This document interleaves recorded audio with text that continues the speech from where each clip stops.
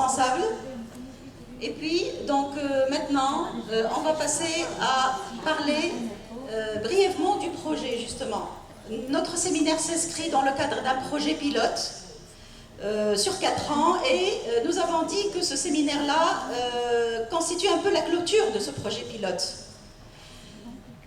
C'est quoi ce projet pilote? Donc, j'ai le plaisir de vous faire une petite présentation pour parler donc de ce projet, le mettre dans le cadre donc, général de notre pays, de nos institutions.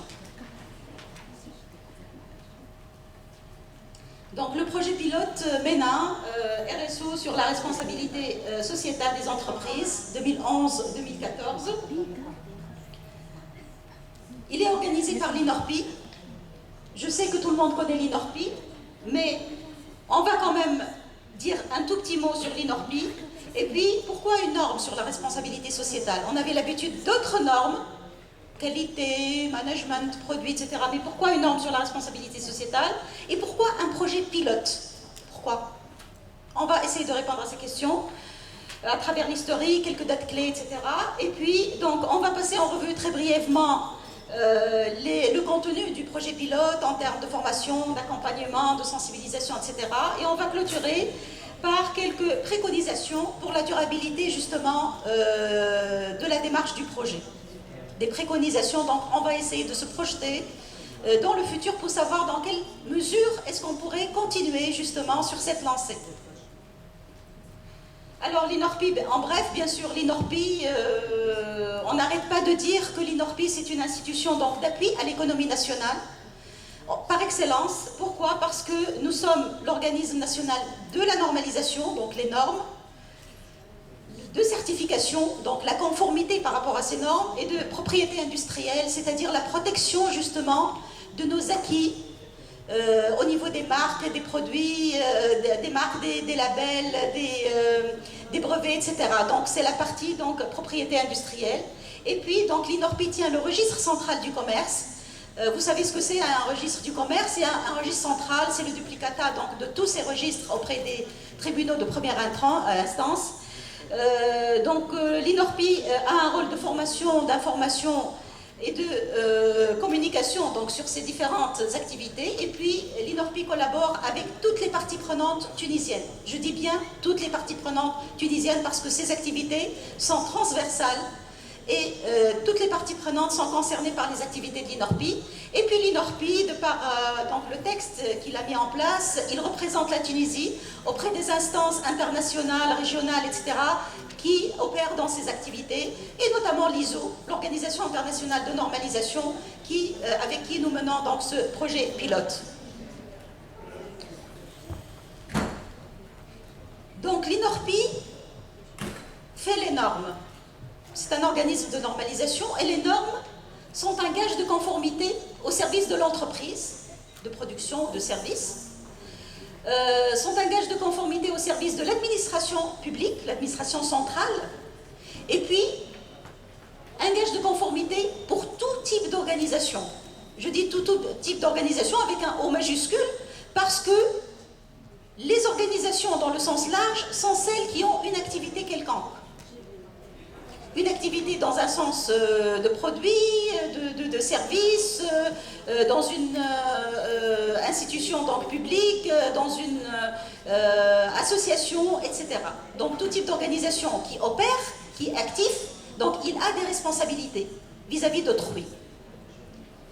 Donc tout à l'heure, ce matin, nous avons parlé des marchés publics. Effectivement, le représentant de l'UTICA, le représentant du secrétariat d'État à la gouvernance, etc., il a parlé de l'importance des marchés publics. Et c'est l'un des axes stratégiques de la mise en œuvre, justement, de la stratégie nationale pour la gouvernance. Par exemple, aussi les systèmes de management. Ce sont des axes qui contribuent à la conformité, si on peut dire, de tout type d'organisation, et ainsi de suite. Juste à titre d'indication, donc les normes tunisiennes représentent à peu près, donc 92% des normes tunisiennes sont basées sur des normes internationales étrangères. C'est pour dire qu'en Tunisie, on ne réinvente pas la roue.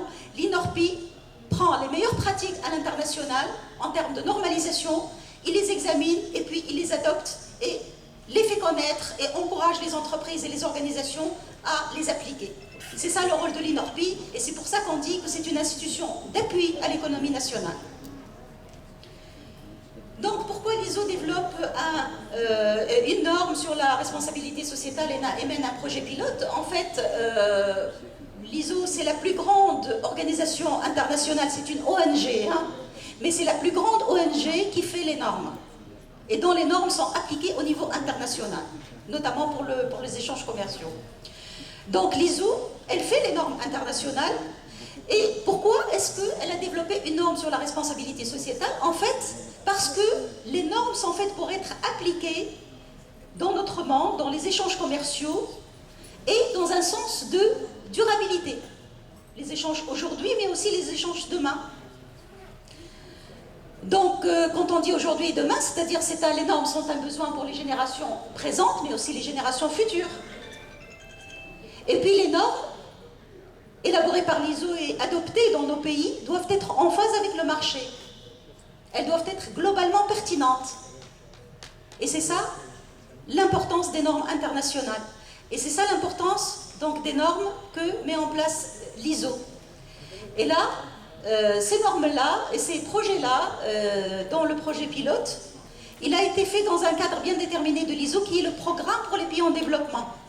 Donc on nous encourage, nous, dans nos pays qui sommes en développement, à participer activement dans le programme de normalisation internationale pour ne pas subir les normes, pour ne pas subir la technologie, pour être en phase avec la globalité et pour contribuer en tant qu'acteur actif et non pas que acteur donc passif.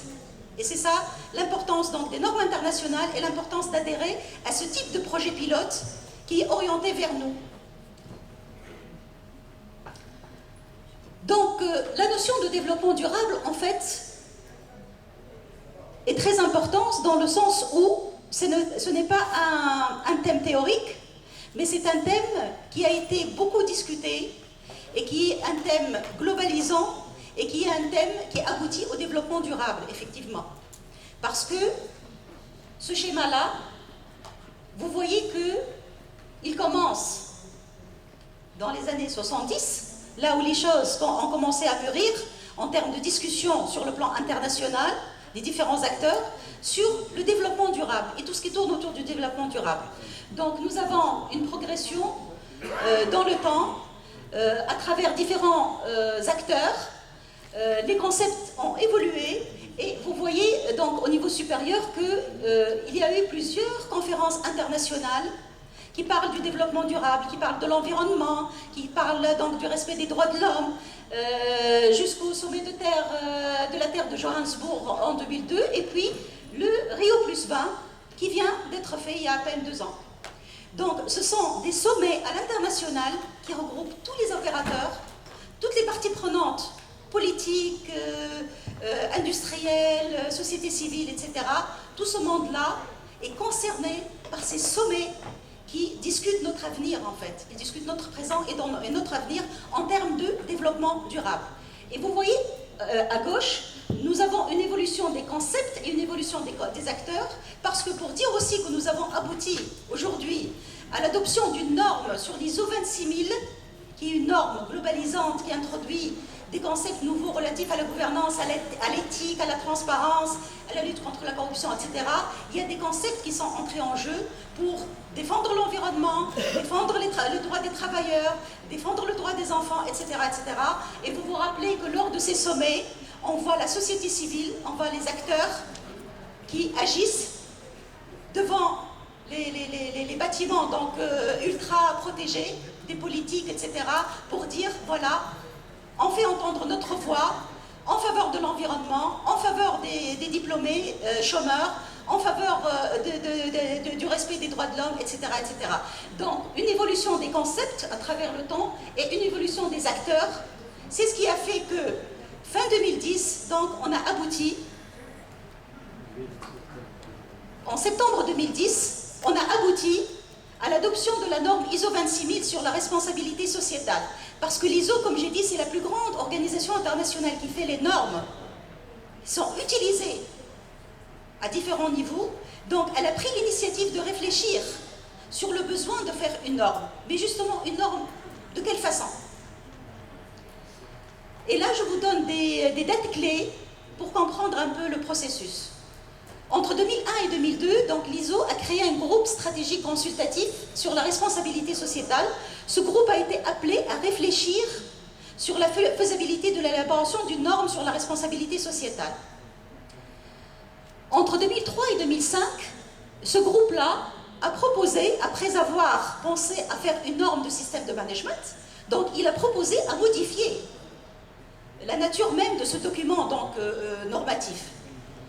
Donc, il y a eu modification des objets et du domaine des travaux donc, de cette norme. Donc, elle ne sera pas une norme sur la responsabilité sociétale des entreprises, la RSE, qu'on entend couramment aujourd'hui, la RSE, responsabilité sociétale des entreprises, dans le sens où elle concerne les entreprises donc, de production, de services, etc.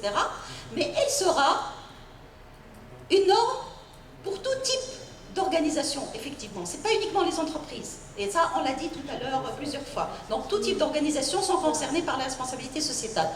Cette norme ne sera pas une norme de système de management, NSM, mais des lignes directrices, donc non limitées au processus, que vous connaissez dans les systèmes de management. Donc, ce n'est pas une norme de processus, et elle ne sera pas une norme destinée à la certification. Donc, qui dit certification dit exigence, dit conformité, dit un champ d'action bien déterminé. Et là, on n'est pas dans ce cadre-là. Pourquoi? Et Eric, il a mentionné ce matin, parce que les questions centrales et les principes de la norme ISO 26000 dépassent le stade ou dépassent la limite donc de la gestion d'une entreprise dans le sens connu. Elle dépasse ça pour toucher la gouvernance même de l'entreprise, pour toucher même l'éthique de l'entreprise, pour aller aux questions beaucoup plus profondes en termes de prévention de la corruption, en termes de redevabilité, etc., etc. Donc, aux questions donc, aussi qui concernent les droits des travailleurs, les droits des enfants, les droits de l'homme, d'une façon générale. Donc, ce sont des choses beaucoup plus en profondeur que les méthodes de management, disons, classiques du terme. Entre 2005 et 2010, le Brésil et la Suède président le groupe consultatif stratégique, donc un pays en développement et un pays développé. C'est un processus innovant au niveau de l'ISO qui encourage donc un pays en développement et un pays développé à réfléchir ensemble pour aboutir à une norme. Donc, différentes parties prenantes ont rejoint donc, ce groupe consultatif stratégique des différents pays du monde, regroupant donc la société civile, des entreprises, des multinationales, des ONM, etc., etc. Et puis, donc, les négociations ont associé aussi bien les questions techniques du niveau, donc management, etc., mais les questions politiques aussi de l'entreprise. Et puis, donc, fin 2010, après ce processus donc, long et difficile de négociation à différents niveaux, l'ISO a pu, avec ses différentes parties prenantes, aboutir à l'adoption sur le plan international de la norme ISO 26000 sur la responsabilité sociétale. Donc, ce schéma vous montre que le processus d'aboutissement à la norme ISO 26000, c'est un processus multipartie prenante.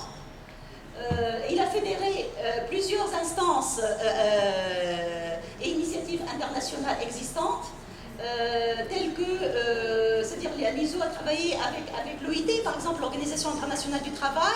Elle a signé des conventions de coopération avec ces organismes-là pour pouvoir négocier, discuter et aboutir à un terrain d'entente pour cette norme internationale. Donc vous voyez l'OIT, vous voyez les lignes directrices de l'OCDE, vous voyez les normes de management ISO 14000, 9000, etc. Le Global Compact des Nations Unies. Vous voyez aussi les normes SA 8000, le FQM,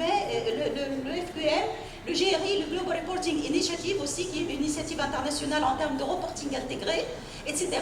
Donc, tout ce monde-là, toutes ces initiatives-là se sont associées à l'ISO pour aboutir à une norme internationale, appuyée par ces différentes instances. Donc, on se trouve avec quoi? En tant qu'INORPI, en tant qu'utilisateur des normes en Tunisie, vous vous retrouvez en fait devant quelque chose d'assez particulier. Donc c'est comme si nous sommes passés donc, de choses, c'est-à-dire de normes à caractère très particulier aux normes à caractère général, mais qui va dans le sens, va en profondeur sur le plan contenu.